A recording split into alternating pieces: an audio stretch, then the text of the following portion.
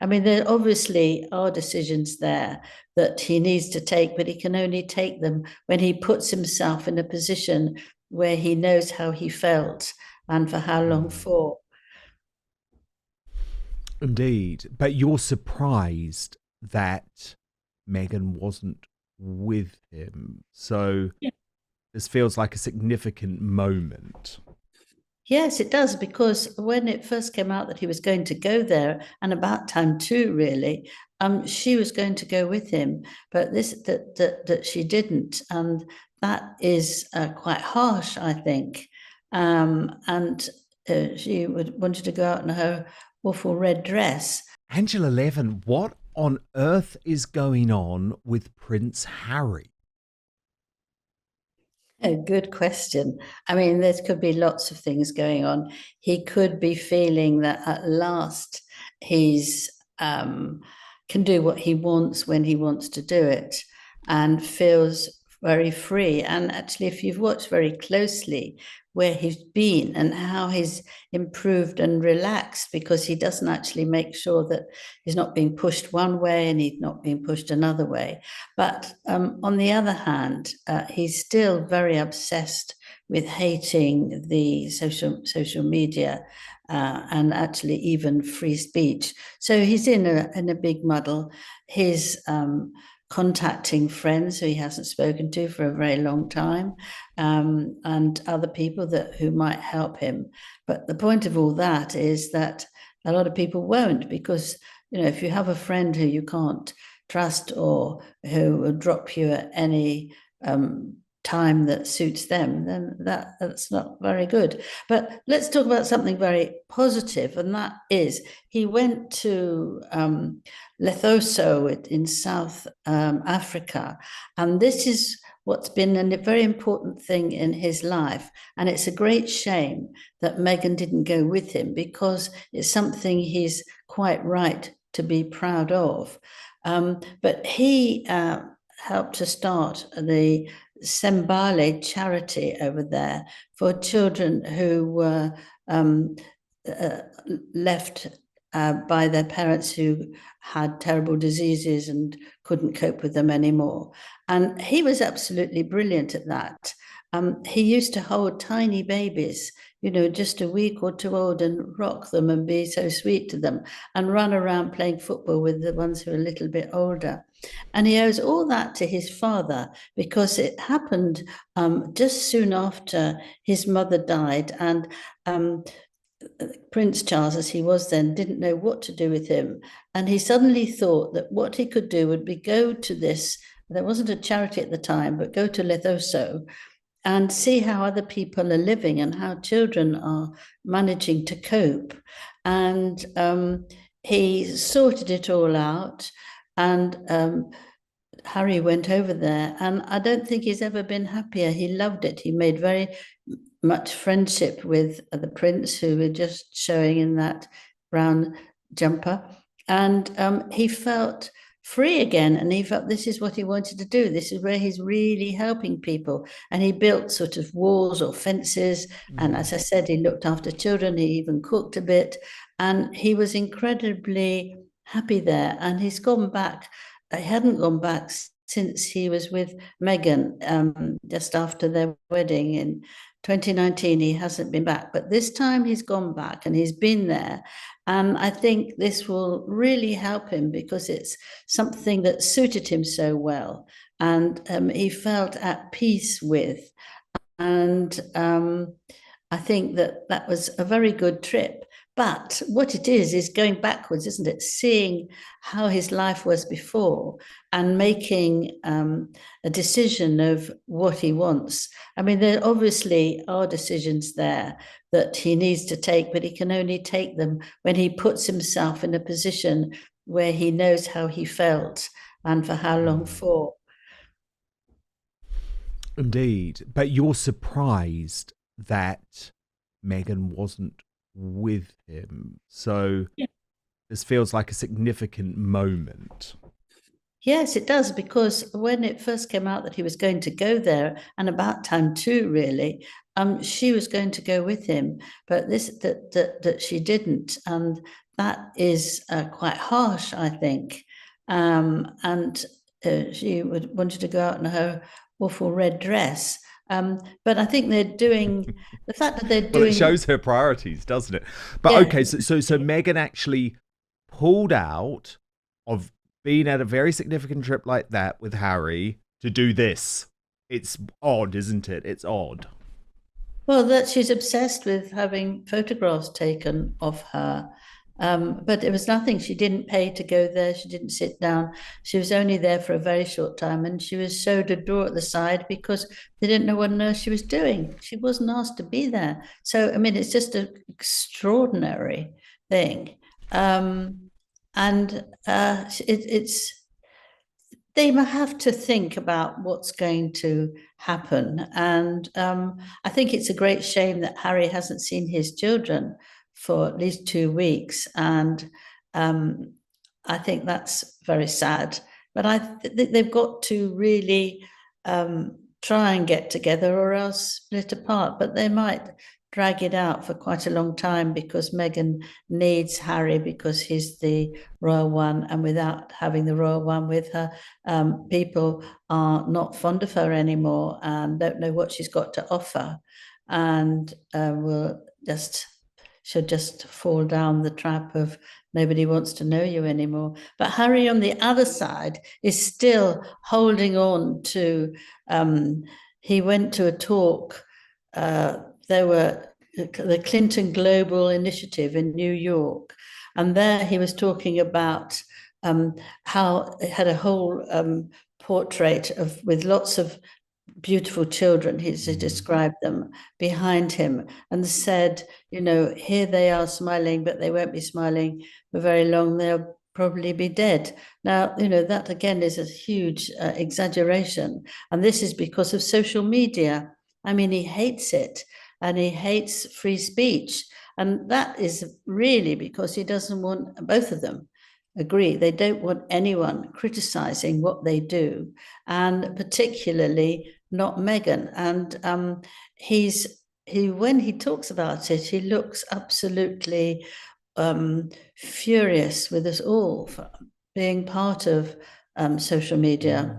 I'm all right with it. I just do what I want to and not what I don't. Well, But he, he referenced both of us in his book, didn't he? Because he didn't like the fact that you were the person who wrote his biography and he gave you a lot of time to do that. But then when you realized what was going on with Meghan, you told the truth. And likewise with me, I broke a lot of stories that were completely accurate about her behavior and their behavior too. I mean, I'm no defender of Harry because I think he has behaved appallingly, actually. And so we got it with both barrels from Harry, who, I mean, I don't give a damn. I don't give a damn that he called me a sad little man and he said awful things about you in the book too. But the point is, that's freedom of speech, Harry. You're allowed to do that because we believe in freedom of speech. You can say whatever you want about me, but I have a right to respond. And the terrifying thing is, Angela, is they constantly keep trying to take down their critics. I mean, they're coming for Lady Colin Campbell now, for example, as well. This is what they do. Yes. Well, I have to say that when I was with him for 15 months, he was extremely nice to me. Very, didn't say a bad word and was very happy with everything. But I think the fact that I felt I could see through a lot of the things they were doing, and I was shocked by a lot of the things they were doing, attacking his family and telling about William's private parts and all that sort of thing was Awful. disgusting. Awful. And I felt it's a free country. I can say these things. I don't regret them at all. In fact, I feel that I know him very well. And when I saw photos of him at the Centaur I thought, there's the Harry. But it doesn't last long. And the other And do things you are think that, sorry to interrupt, but do you think no, that's because, Angela, he's on his own? Like, as in, do you see the old Harry because he's back on his own? yes, Yes. I think it is that he's on his own. Because actually, if you imagine for yourself where you're standing somewhere, but you don't know if you're standing right, and somebody pushes you to the left and then pushes you to the right, and you're not quite sure if you're the right or the left, and then moves round, or whether you should go away, and can you talk to somebody? Can you just have a sentence and then you must go away? Can you befriend a young, beautiful woman who's sitting next to you? You are really you really are controlled, and when you feel that you can't even say anything and you'll be told off. I mean, this picture now, which is the most disgusting mockery of a curtsy, and even he looked absolutely terrible about it. But did he say, I'm not allowing this in the film? I just am not, and that's just too bad. Doesn't mean they hate each other, doesn't mean anything. It just means he's actually saying what he feels, and we should all be able to do that with somebody you love. You can't stop somebody saying things, or saying, I think it's a very good idea if they say, look, I think you'll be in real trouble about this mock of a curtsy. Can we take that out? And I think you'd say to them, well, thank you. The same thing should have been done with his book. Loads of people who could have cared a bit for it. But now Meghan's doing the book and actually not stopping at anything, we've learned. And that's also very interesting. But the thing about Meghan is that by now, nearly everyone knows that she's a liar, Yeah. and that she'll put The book so many should lies in be. there. Look, That, Angela, we haven't even read the book. It should be sold as fiction because I'm so. I mean, come on. When someone is proven in public, Angela, to be a compulsive liar time and again, and come on, we could go through a million examples. We don't need to here. We've covered it in the past, but there's so many examples of her lying. So, I mean. Oh, I just think her book will be a work of fiction. is she going to give us a list of people who were very nasty to her? I mean, how would she do that? I mean, you can't just say things without actually proving them. Well, she does. Often She does. often she does that, and then changes her mind afterwards to say, I didn't really do that anyway, Yeah, no, pretending that indeed. she didn't. Now, look, Angela, it was a big week for Sarah Ferguson, Fergie, the Duchess of York. She turned 65, and you're hearing that she wants to wiggle her way back into the royal family. What do you know? But first, digestive issues are caused by a potential toxin that's in all of the, quote, healthy foods that scientists have been telling us to eat, with a fraudulent food pyramid for the longest time. And this potential toxin causes digestive issues. According to Dr. Gundry, a world-renowned cardiologist, this is affecting millions of people nationwide. Warning signs include weight gain and fatigue, digestive discomfort and stiff joints, even skin problems. Well, Dr. Gundry explains these side effects can be manipulated and mistaken for normal signs of aging, because digestive issues develop usually over a matter of years and sometimes even decades. I can assure you that the damage is probably caused by these health foods, and it's far from normal. The good news is you can easily help fix the problem from your own home. It's very simple. You just have to know which foods are actually healthy and which contain this hidden potential toxin. So you can go find this yourself at gutcleanseprotocol.com/outspoken. That's gutcleanseprotocol.com/outspoken. I've put the link in our show notes on YouTube and Rumble too. Because after years of research, Dr. Gundry has decided to release an informative video to the public, free and uninterrupted, showcasing exactly which foods you need to avoid.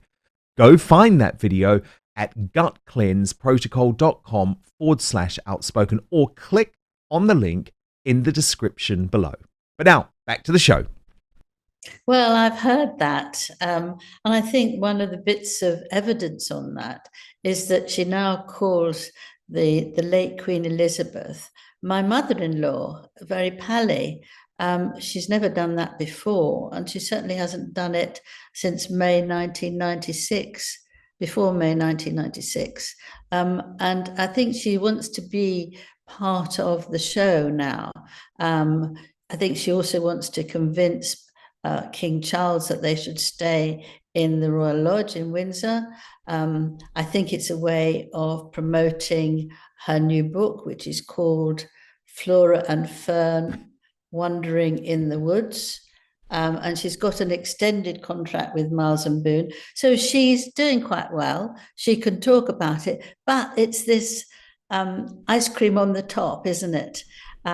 Jelly and ice cream and everything that's nice. Because if you can say something about being very close to the royal family and you are related to them, even if she's been divorced for a very long time, people are interested. It shows that the monarchy is still something that everybody wants to know something about. And I think this is her way of trying to get back. But it's not entirely up to her. Queen Camilla is very kind about these things.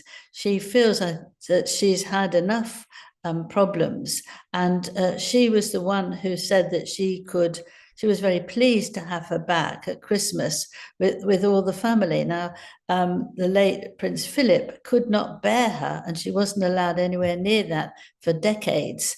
But Camilla is not someone who bears a grudge. And so she's actually got into the family, although she's not part of the family now. She's divorced from her husband. Indeed.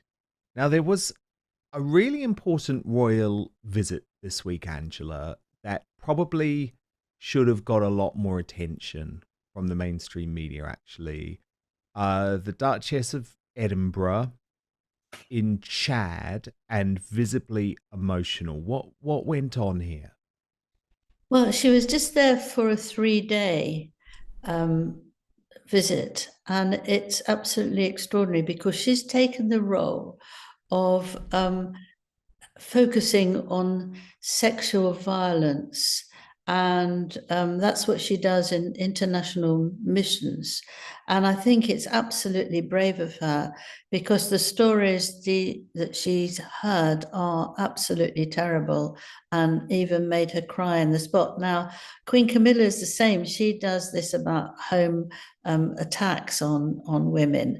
And she told me that afterwards she comes back and she goes into the bedroom and she just cries it out because it's so upsetting and awful. And this is in Sudan, and it's unfolding genocide, particularly in Darfur and Hud. And she was overwhelmed by listening to the women's accounts. Now, this wonderful Duchess of Edinburgh, she never complains. She gets on with her work and what she wants to do. And she is remarkable. She works incredibly hard. And she feels that, again, that in her situation now, she can go and help and try. And she thought this might shine a light on the subject. People would take more notice about how women and their children are treated so cruelly and unpleasantly. And I think I admire her hugely because that is not easy. Lots of long traveling and dangerous land, and that women are treated abominably. And she's trying to help people know what's going on there in order that they can try and stop it. She doesn't go in to say, look at me, aren't I brave? She does it because she feels she can and it will help women. Yeah, exactly. Take note, Harry and Meghan.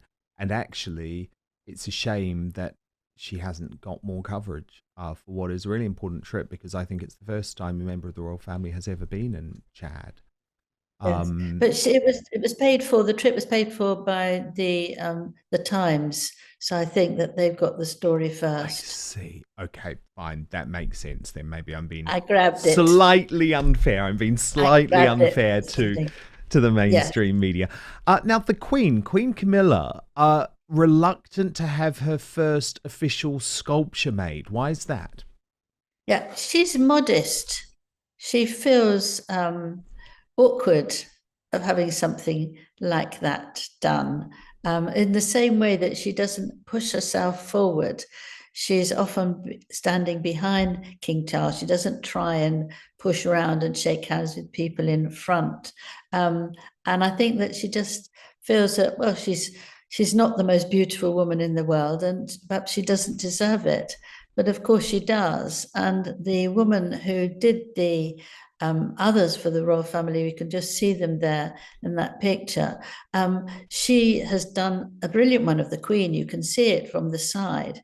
And Camilla saw that and thought, well, it's absolutely beautifully done. I will give in. And it's going to be made in bronze.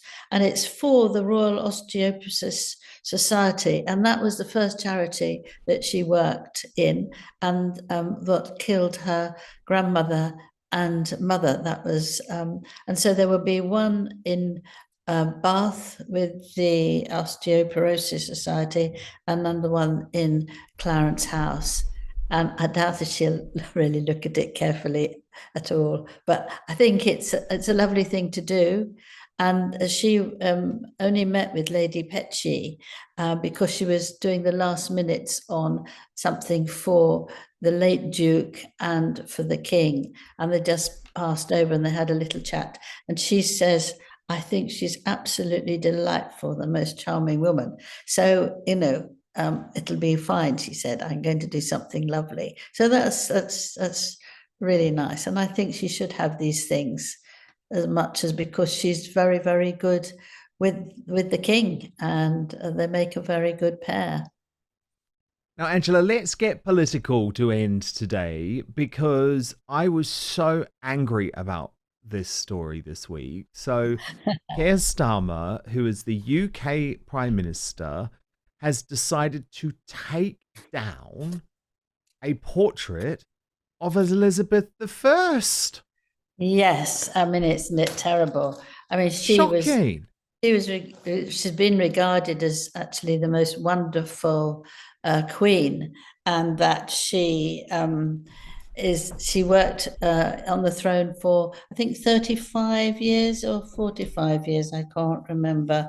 But she's wonderful. And he was also taken down Walter Raleigh, and he's trying to take everyone away. But what he's actually doing is replacing these wonderful heroes, English heroes, with a Portuguese artwork instead. Now, you can't do that. I mean, this is the UK. You've got to actually follow it. If he wants Portuguese artwork from a lady who stands up for women, then he can have it all over the place. But you don't have it in the office of the Prime Minister. It's actually not done. And I was very upset too. And particularly as Elizabeth I was a brilliant queen and worked extremely hard. And in those days, it was very unusual for a woman to work that hard and to be so clever and to work it out. People didn't think we could actually do that sort of thing. And yes, I think we must never forget, Angela. We must never forget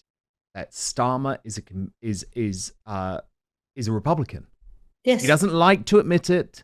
Because he knew, Angela, that to be elected, he could not be a Republican in the UK. The UK is not going to elect a Republican Prime Minister. We remain a country that loves our monarchy. So he's a Republican. So what he's doing is he's doing sneaky and snide and nasty things because actually he hates our monarchy. Yes, he hates us all, doesn't he? That's why people, sorts of nationalities are pouring in, and we have no say anymore about anything. But I think that when someone has passed away, we think about how they've done for this country, and the gratitude that we feel and what they've managed for us, and we want to keep them with us. So why does he have to take that down? I mean, I can just about understand some that he feels are, Tories, but she was the Queen. She was very important. Exactly. Yeah, because he did. You're referring to the fact that he did also take down a portrait of Margaret Thatcher, the first female prime minister of the UK. But yeah, I guess you can say, okay, fine, she's political. But what's Elizabeth I ever done for you? No, I mean, look, it's awful. It's absolutely awful. He's made himself he's made himself incredibly unlikable Mm, for mhm. doing all these sneechy things, but also saying one thing and then doing something else. I mean, I see people trying to work out what his aim is, and his aim is actually to get rid of us, or English people. Well, Can't think of what he's he's up to showing anyway. his true colours, isn't he, Angela? Because And they're The awful Chagos colours. Islands, bye bye, bye bye. Not even a debate. Not even a debate. He's just giving up. He is giving up on Britain in so many ways. And I know the Elizabeth I portrait, you could argue that's a small decision, but these decisions provide an It's not. insight into the man. Yes, I think that's absolutely right. And these small things, the small things are actually very important, Very. because you then see what somebody's really like and what they feel about things. And the way that we're neglected, it's as if we have no link with him at all. And he's going to do what he wants, regardless of anybody saying anything about it, because he couldn't care less what we Nope. think. He absolutely couldn't because he's a globalist. No, indeed. Oh, look, Angela, we've covered it all this royal week, but have an amazing one, and we will speak again next week. Lovely. Thank you very much. Thank you, Angela. Angela Levin, our royal mastermind, the biographer of Prince Harry, Queen Camilla, and so much. Thank you so much for watching Dan Wootton Outspoken. Please click on my face just to the bottom left to subscribe to this brand new independent news source and turn on the notification bell so you'll be alerted to our brand new live shows, uncancelled interviews, and special royal episodes. Outspoken is also now available as a podcast, so you can listen to the show every weekday on the go, wherever you are.